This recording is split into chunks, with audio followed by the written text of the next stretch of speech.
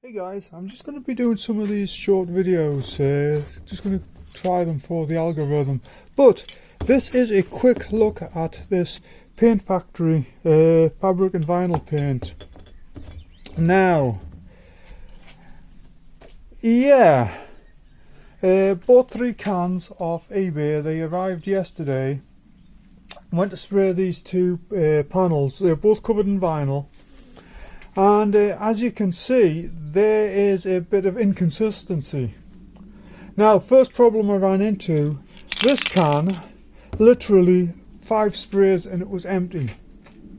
So I moved on to this can. Yeah, that's correct. Yeah, I moved on to this can and it covered it, but there was not a lot of paint in there.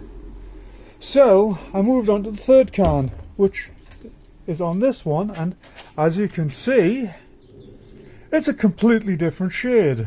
So this one's virtually white. This one, completely different shade. This is actually what I was expecting. I don't know if you can see from the can lid, but that is basically what I was expecting. That obviously isn't.